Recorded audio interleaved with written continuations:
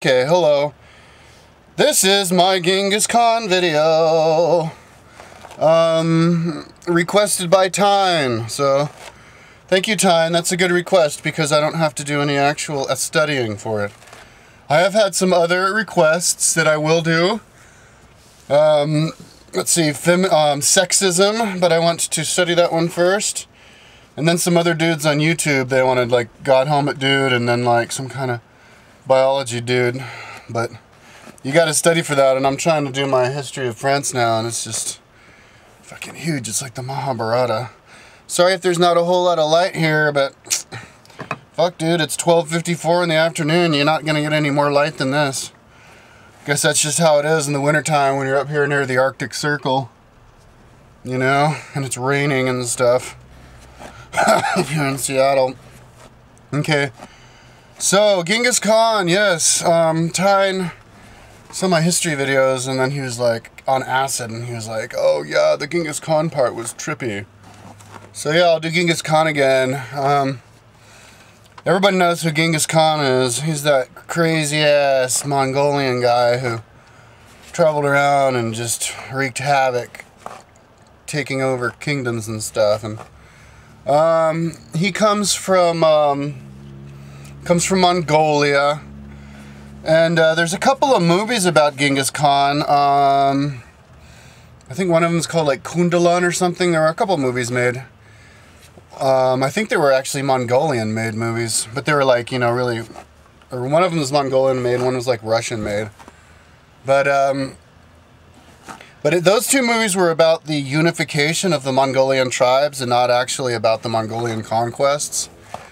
Which are what make him famous, and which I find interesting about Ghengis Khan. Ghengis Khan lived from, I think, 1206 to like 1280 or something like that. He died of old age. Maybe he like fell off his horse and then died or something, but he didn't die in battle. He died of natural causes, and which is doesn't really happen a whole lot. Yeah, the story of Ghengis Khan is he was, well, the reason he's so famous is because the Mongolian Empire is the largest empire ever. The largest land empire. The British Empire was like half the world, but that was an ocean empire. But as far as land empire, the Mongolian Empire was the biggest ever. They wreaked havoc on Europe. They took over like all of the kingdoms in the Middle East. They took over China. They invaded Vietnam and tried to invade Japan 3 times. So they like took over the whole freaking world. So the story of Ghengis Khan is that he his name was Temujin, and he was a son of a chieftain who lived up there in those Mongolians. And the story of those Mongolians is they're up there on like, it's basically Russia. All of Russia and Mongolia. It's just fields of grass, and it gets really cold in the wintertime, so they have to forage and stuff, and they're kind of like nomads, and they just live really primitively, and they just, you know, have to forage and stuff during the summer so they can live in the winter and stuff, and there's horses everywhere, and it's like they're barbarians, and they are the guys who inspired the building of the Great Wall of China, because the barbarians up there, they're always invading the south, and it's not just in China, but it's also in Europe. If you look at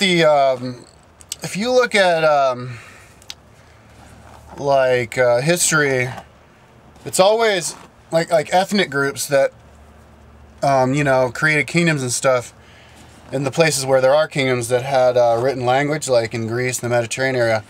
They were all descendants of barbarian invaders from the north. The Greeks were descendants of the barbarian Dorians from the north. Spain were descendants of the Vandals, who originally came from Denmark.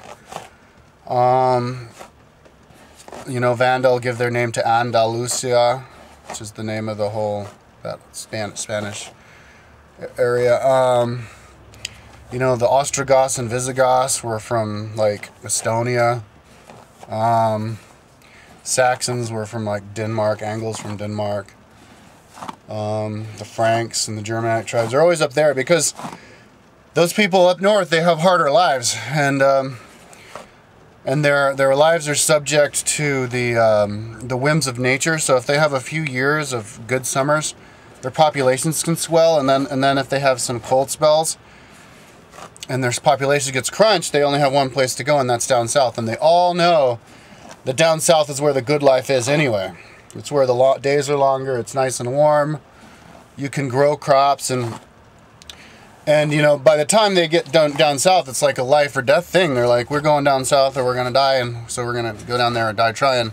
And they're badasses, you know. They spend their time hunting and eating meat and riding their horses all day long. And the people down south have become civilized, and they've made these little towns, and they're farmers, and they just become peaceful people. So they get their asses kicked, and so then, you know, you look in the annals of the time, and it's, yeah, they're always descendants of dudes from up north. And so that's what it was like in China as well, especially China, because China, that basin where Beijing is, it's just this really flat bottom of big mountains up in the north that just funnel all these big rivers through, so it's just perfect for growing rice. And they've had like all these canals that they've made for thousands of years that connect it all, so it's just perfect for growing tons of people. So they have these big civilizations, big towns, and then they spend their time, you know, making language and music and philosophy and clothing and silk and all that stuff, and they get soft, and it makes them a little bit easier to get their asses kicked by the badass Mongolians, you know, barbarians from the north.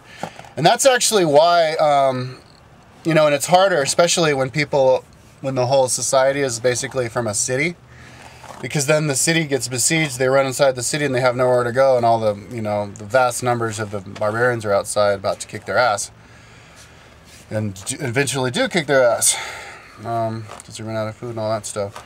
So that's actually, just as an aside, that's kind of where serfdom comes from, the slavery of Europe.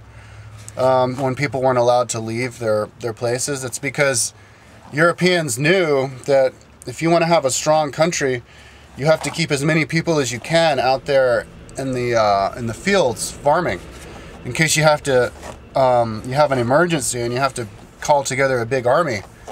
You have you have a big population of people to call from, and a lot of food to gather for your army. So you need those farmers out there all the time, keeping those crops toiled. And, you know, people have a tendency when you have big cities to all flock to the city to try to get their, you know, make their million, you know, and it turns out it ends up having a bad effect on the city and making it a big cesspool. And so that's actually where like serfdom comes from, and why people were compelled to be farmers and be out there in the farms. But yeah, anyways, so that's why barbarians come from the north. But it was really like that in China, because all that area and like you know, Mongolia all the way to Russia, and the people between like Mongolia and Russia, those were known as the Turks. For example, Attila the Hun was a Turk. You know, when nobody has like an actual, I don't think anybody actually hung out with him, people who knew how to write. But there were descriptions of what he looked like, and they said he was dark-skinned. He had small eyes, he was dark-skinned, and he was short. So he was basically, yeah, one of these like Turkish people, you know, half Chinese, half like white, just one of these people like way out there in the middle of nowhere. And Jesus, I totally knocked my thing completely out of my car. He wreaked havoc on the Roman Empire. Ended up founding Hungary, the country Hungary, Kingdom of Hungary. That's why the Hungarians speak their own language. But yeah, he was one of those Mongolian guys, and of course we all know about the Vikings. Those were the people from the north who came and wreaked havoc, founded Russia. But Ghengis Khan was the biggest one of all of those because, well, they live in that big area, that big part of grass. It's just huge. If you look at Russia, it's huge, and there's horses everywhere, and there's tribes everywhere, and they eventually united, and when they united, they were a force because they were huge. hundreds of thousands of people in a single army. But anyways, let's back up a little bit and talk about Genghis Khan, and then we'll go and talk about what the stuff that he did. Genghis Khan himself, yeah, he was the son of one of these chieftains. These little, you know, tribal chieftains. And his chieftain was killed. Because these guys were barbarians. I mean, they didn't band together. It was just like, you know, your own valley was your own chieftain. And they killed each other all the time. And they, kind of Native Americans were kind of like that. And they, dog-eat-dog world. And his dad got killed, so then they were going to try and, I guess, kill him so that he didn't try to kill the guy who killed his dad. And so he had to, like, run, and he had to live, like, as a kind of, like, bouncing around, like, different family members and stuff for a while. That's all, like, in the movie about him. And at one point, there's one story when he was a little guy, he was like 13 or something, some dude was like kicked him down and was like, "Out of my way, boy," and he's like, and he sticks up at the guy, he's like, you better be careful, boy, because I'm gonna grow up and kill you one day. And the guy was like, "Oh man, there's fire in this kid's eyes. I'm not gonna kick him again. I'll keep my eye out for you, boy." But anyways, he grows up and he ends up, I guess, having his own little tribe, becoming the chief of his tribe. Maybe the same tribe that his father was a chief of. I guess it's easier if you're like princely. You know how in kingdoms in Europe, if you're the son of a king, it's easy to become a king later. And I guess it's the same way in tribal society. But he ends up becoming a leader of a tribe. But he had like a blood brother. And so his blood brother and he grew up together and they were best friends. But his blood brother was also son of a chief of a tribe. But he became a chief of a tribe. And they ended up having a civil war. A war with his blood brother. But before that he had some other wars, I think. And when those Mongolians defeat each other, and this is in the movie, they boil the leader of the other clan alive. That's the way that they do capital punishment on each other. That's actually why Christianity became popular, because they were against that kind of torture, capital punishment. Let's see, the Vikings had an interesting capital punishment called the Blood Eagle, where they would tear your lungs out, and they would have your lungs like flapped on your back, like they look like wings of an eagle, while you're still alive, and let you die that way. But yeah, anyways, Genghis Khan had like some big war with his best friend, and Genghis Khan won, and went and met his friend and was like, "It's all cool, man. We're friends. We're blood brothers. You can be like my number 2 in command." But his friend had like a big ego and was like, "I don't want to be your number 2," so he like killed himself. But anyways, Genghis Khan, yeah, he had all these different battles and ended up each other tribe that he defeated, he became the boss of that tribe. So he kept becoming the boss of tribes until all of the tribes of all the Mongols had been subjugated by Genghis Khan. And so Genghis Khan was like, "Okay, we are the Mongols and we are going to take over the whole world as one." And so they all got excited about that. They all got excited about being united as one big Mongol kingdom, Mongol tribe. And they all liked the idea of being under the control of one guy and being not looking at themselves as different tribes against each other, but one giant tribe of united people who could basically speak, I guess, a similar enough language to communicate against the whole world. So they were a very formidable fighting force. Probably I would say the most powerful fighting force ever before the Industrial Revolution, because each one of these Mongols, because it was like the steppe where all these, the fields where all of these horses were, Each one of these Mongols had 6 horses. So they could get across all of Russia in just a few days. It was like you had your very own Pony Express.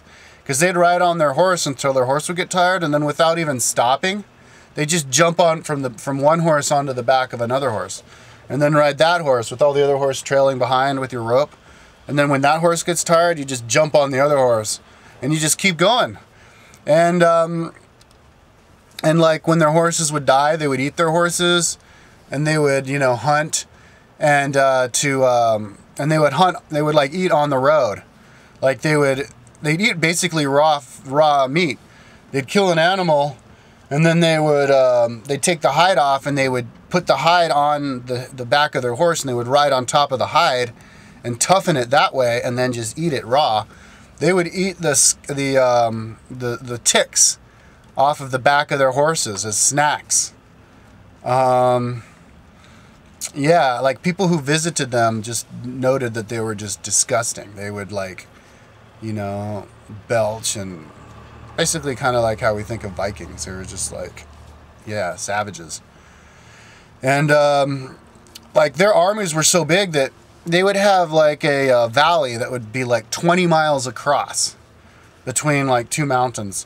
And if they wanted to capture a bunch of meat for their army, all they had to do was ride horse to horse, and they had enough soldiers where they could span the entire 20-mile valley and then just corral all the buffalo or deer or whatever they had into just surround them into a herd, and then just easy pickings. And so they had I mean, I guess when you had big numbers working together like that, surviving was easier than before, because they could just kill so many animals, surround the herds that way, and just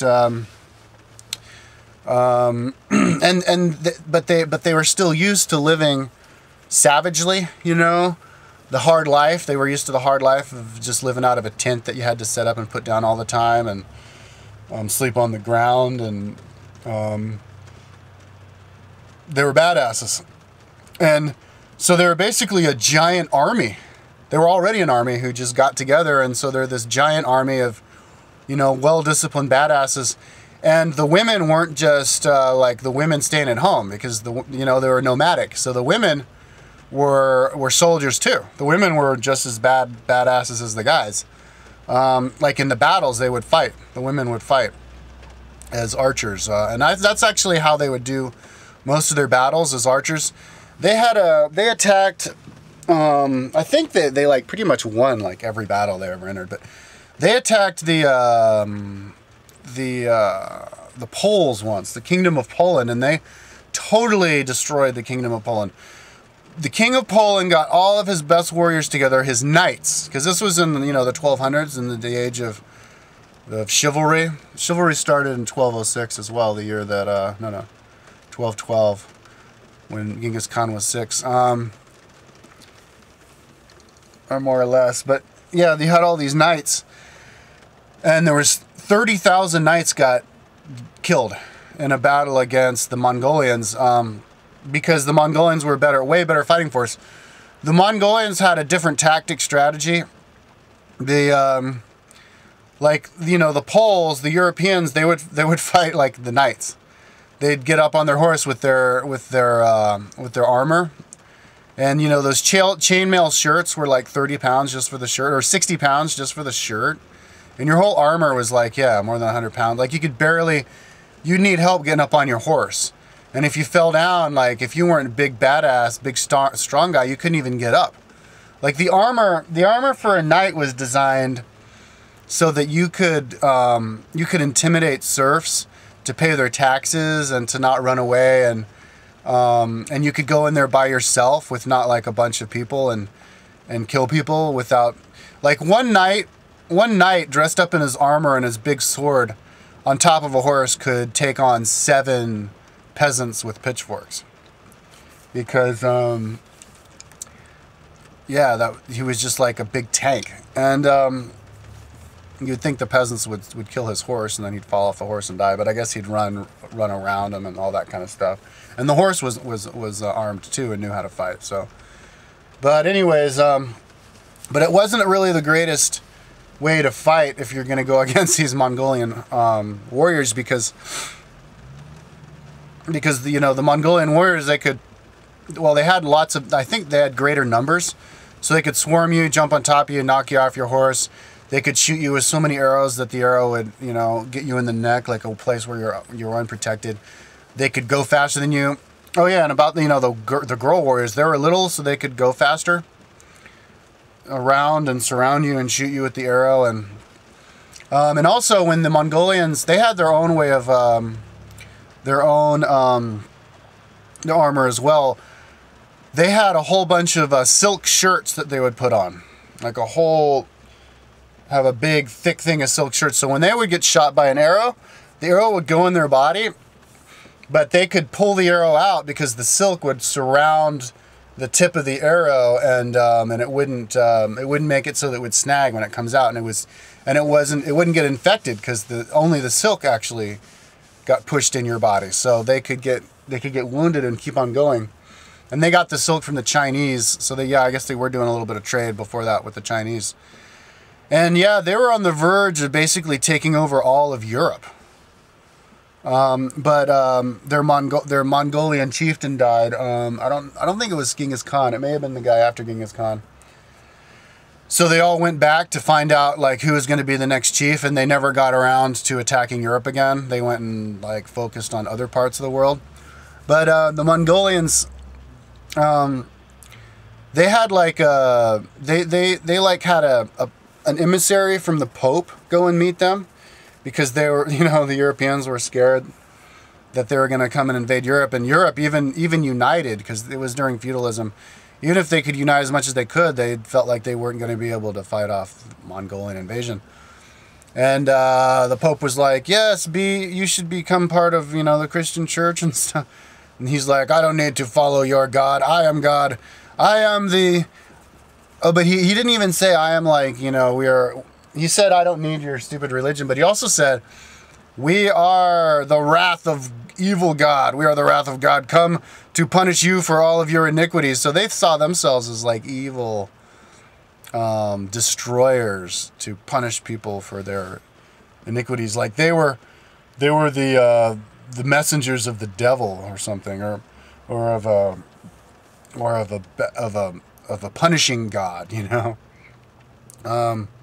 Oh, but to speak of that a little bit, yeah, like if they are evil gods or evil aliens or whatever.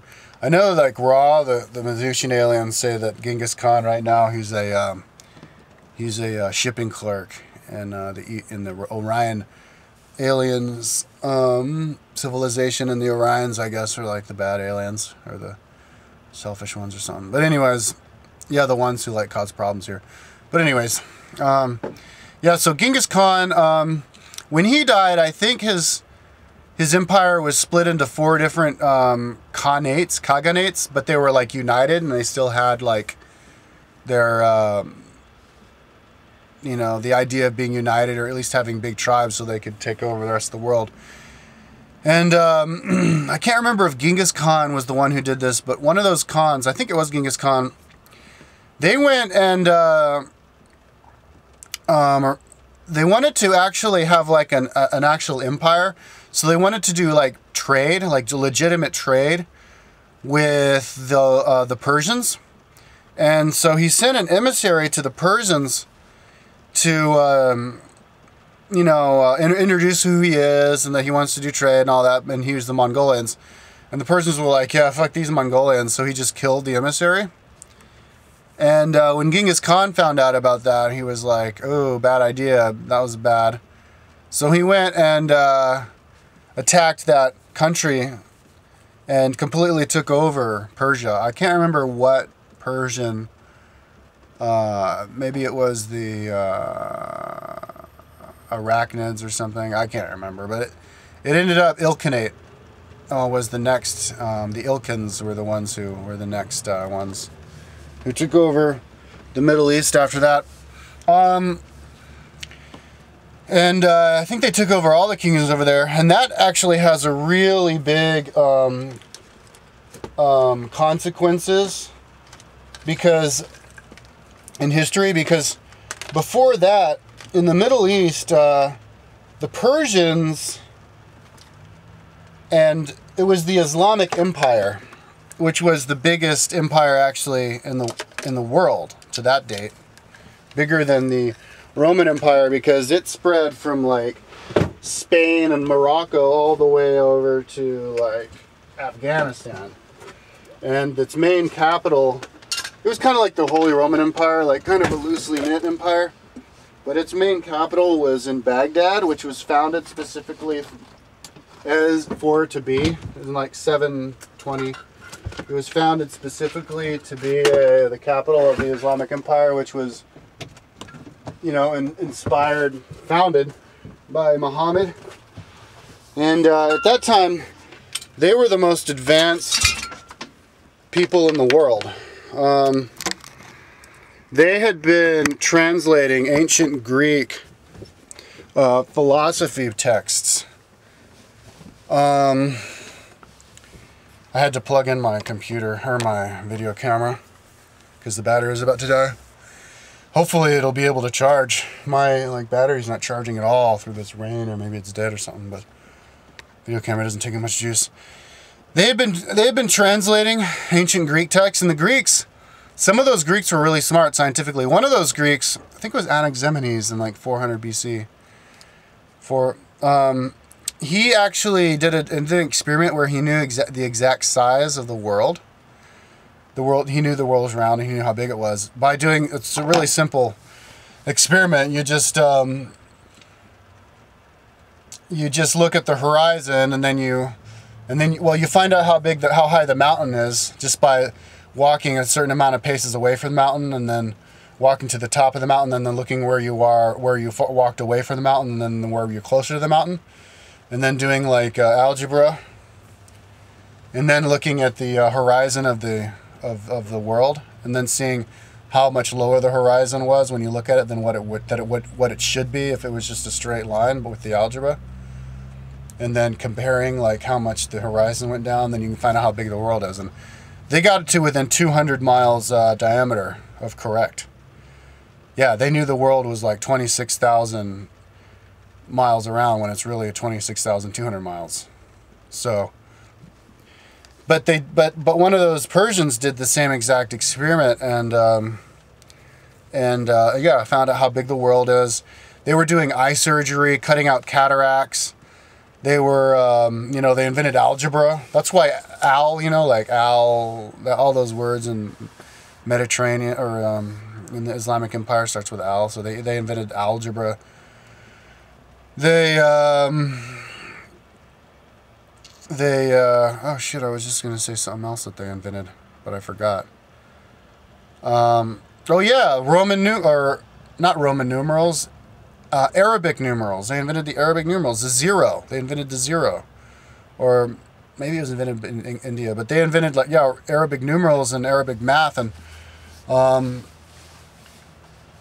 and also, in terms of like civilization, I don't want to get too far in this because this video is about Ghengis Khan, but they had like street lights in Cordoba, Spain, and they swept their streets, and they were the first world. But and the book that they followed was the Quran, and which talked about how we're all part of the same God and we're all part of one, and so that's why you can trust each other. They had checks. You could write a check to some dude from 6,000 miles away, and then he could cash it later on from somewhere else. Like it was an actual civilization, light years ahead of the Europeans. And the Europeans right before that, had done the Crusades, where they attacked the Middle East, thinking that the Europeans were badass, but the Europeans were it was actually like barbarians coming into civilization, and they thought they were killing barbarians. That was like the excuse that the Pope gave. He's like, yeah, those barbarians came in, but what really happened was 20 years beforehand, some Turks invaded like Turkey, but they only had killed like other Muslims. They didn't even kill any Christians. So they were supposed to like fight against them. And anyways, maybe that's what Genghis Khan was talking about. Like we are the wrath of God coming to punish you for your iniquities, because when he told the Pope that, he's like, oh yeah, you guys really want to fight? Well, we're the real barbarians you want to fight. But anyways, Europe was never really under threat after that because they took over the Middle East. But the problem about when they took over the Middle East is they killed everybody. They wanted to take over the whole world, and it would be easier for them to take over the whole world if they could just have people give up, so that they wouldn't have to waste their time besieging them. And so they thought people would give up if they were afraid of them, and they knew that if they didn't give up, they would all die. So what they did is they'd kill everybody in a city, and they would pile all their bones of all the dead bodies up on these giant heaps of dead bodies. And you know, they didn't get queasy about that because they were disgusting barbarians. You know, they could just, it was really unsanitary, and they probably a lot died. But you know, they lived outside on their horses, riding around on their horseback, and so they were breathing a lot of fresh air, getting a lot of sun. So they were able to avoid having to breathe putrid air and suffering the consequences of you know, rotten bodies all over the place, getting you sick. But anyways, they developed this reputation of just turning big civilized cities, literate Muslim cities, into piles of bone. Like, you would go into the city and you'd see a pile of white, dried out bones, and you knew that that was the bodies of people that the Mongolians took. So they were like, yeah, the Mongolians, they want to take over your city. So they're like, oh shit, do we want to become a pile of bones like them, or are we just going to capitulate? So they turned like they turned a lot of those cities, and I think the main city, maybe it was even Baghdad, into a pile of bones. And but not only that, they you know, they didn't like their religion. They were like, we're the wrath of God, fuck your God. So they burned all the books. It was kind of like the Christians coming to, the Spanish coming to Mexico and burning all the books. They just burned all their books. And so they basically turned, and then supplanted the population with these Chinese-looking illiterates. And so they destroyed the Islamic civilization. They brought the Islamic civilization down. And so then eventually they became Muslims, because they didn't like kill everybody and take everybody over. They kind of assimilated with the population, but they became Muslims, but it was a different Islam than the Islam that was before. Now it was an Islam of illiterates. So that's why people in the Middle East are a bunch of superstitious illiterates who, you know, like to chop 15-year-old girls' ears and noses off because she was seen walking behind the shed with like a Shia Muslim instead of a Sunni Muslim. And well, there's another reason also that they're illiterate, poor barbarians in the Middle East these days, is because they were also getting their money from the Silk trade, the Silk Road, trading between China and India and Europe. And then once the English and the Spanish and the Dutch and the Portuguese did the trading, the Silk Road kind of became obsolete, and so they lost all their money with that. And they became even more poor because, you know, people could do the trading with the boats. So yeah, so that's what happened. That's why the Middle East these days and Muslims these days are a bunch of idiots. But back then, the Muslims were the smart people. And you know, not all Muslims are idiots. Like when people say Muslims are idiots, you know, you got to remember that most of Indonesia's Muslim. I mean, that's way out there in the Oceania, you know. Like what? Like there's like 20 or 30 countries in Africa that are mostly Muslim. I mean, there's 1 billion Muslims in the world, so you don't want to like generalize. There's just even in like Iraq, there's probably lots of Muslims who are smart and you know, good. But yeah, but that's basically why they fucked up the Muslims, but that happened right after the Crusades. So all that information that they had like revived from Greece and stuff that they created themselves was brought back to Europe with the Europeans. Who was kind of like going to college. They came back with all the information and used that to create to flower the European civilization. But those Genghis Khan and those guys also, I think it was Genghis Khan's son who was named Kublai Khan. they destroyed China. They took over China.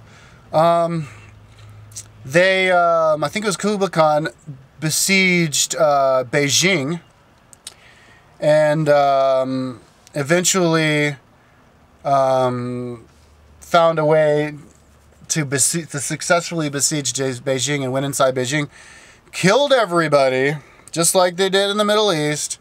And they killed, and Beijing was a lot bigger city than those cities in the Middle East. So when they killed everybody, they killed a lot more people. And there was actually a report of like a trader or something who went to Beijing like the next year, like a year later or whatever. And he said that like you could barely even walk on the streets because you would fall down, because all of the streets were coated in like really thick layers of like slippery fat from all of the decomposed dead bodies that they had killed. Yeah, it was like this putrid, stinky, like slimy fucking place of just, you just couldn't, you keep slipping, falling on your ass. Yeah, so they took over Beijing, and they started a new dynasty called the Yuan dynasty. And they kind of changed stuff up a lot. Like they had buildings built, but they had the buildings look like tents, so that they could still feel like they were out there in the Mongolian steppe.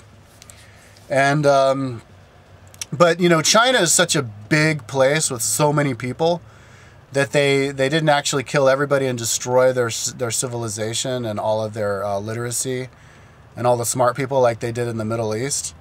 So they eventually became Chinese. They eventually became interested in learning. But besides, the Chinese look like them, so they were more familiar with them, and less into just trying to do genocide so that they could supplant the people with Chinese. I mean, they did do a lot of genocide in the Middle East. Like back in the Middle East before the days of Genghis Khan, I think they were a lot more Caucasian. They were more white. They looked like Saddam Hussein. But then after the days of Genghis Khan, they looked a lot swarthier and like more Chinese, more Chinese-looking people. And I think for hundreds of years after that, if you were to be in there and you look like a Chinese type person, you would be like, holy shit, that guy's probably a badass. He could probably kick my ass, But yeah. Anyways, the Yuan dynasty lasted for about 100 years. It was Kublai Khan, his son, and then his son, or something like that. And then it got toppled by another dynasty, like the Ming or somebody. I can't remember. But yeah, they eventually became Chinese. And Kublai Khan himself was actually a pretty smart guy. Like he was interested in being learning about civilization and writing and becoming Chinese. And it was the Yuans who were in charge of China when Marco Polo went there, the Venusian guy who traveled all the way to China, and for 20 years he was traveling. When he came back, he had all this knowledge and basically sparked the age of exploration. Everybody wanted to be like Marco Polo. But yeah, when he went to China, it was the Yuans. It was the Mongolian dynasty that was in charge, and yeah, they were pretty barbaric. But those Yuans, they also tried to take over Japan. They invaded Japan 3 times, or they actually didn't invade. They tried to invade Japan 3 times, but each time they got there was some like huge typhoon and they got turned around.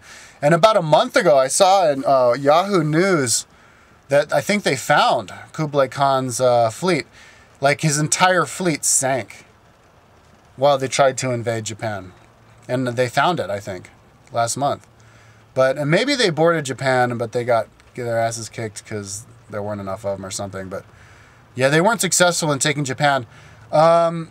But they did invade Vietnam, but I don't know how extensive that was.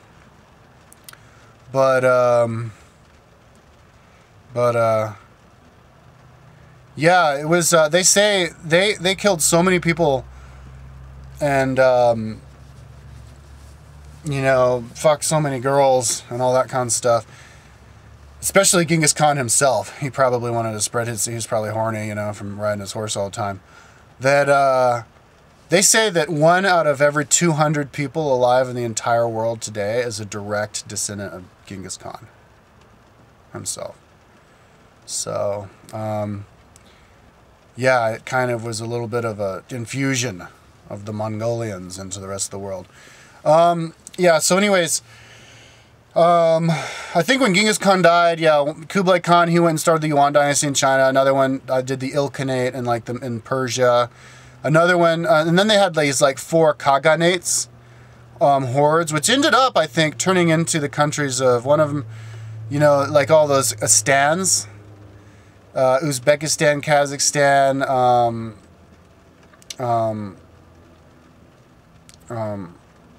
oops, I can't remember. There's 4 of them.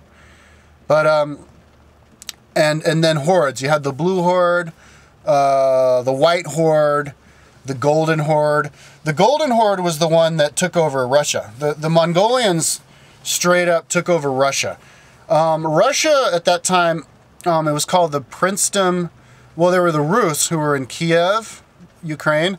And then there were the Princes of Novgorod.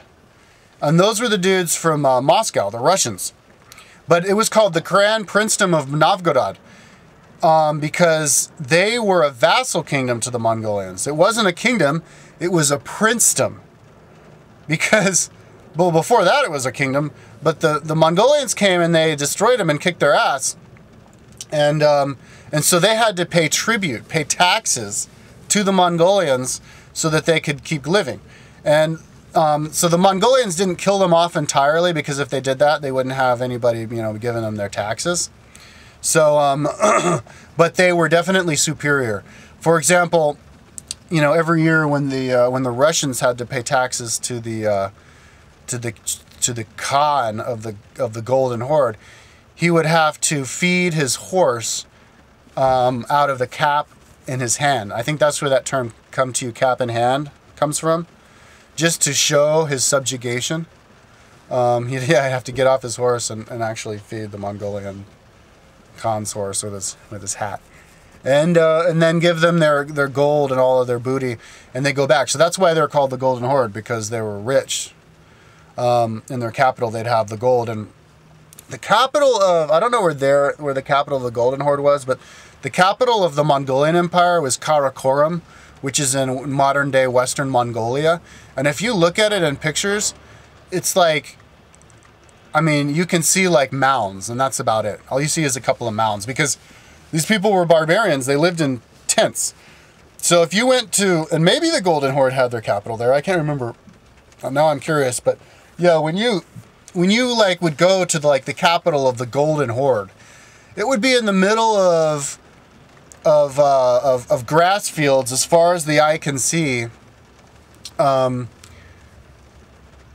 beyond, on the other side of like simple like mud wall, and then you just see thousands of tents, and with one big tent in the middle that has like piles of gold in it.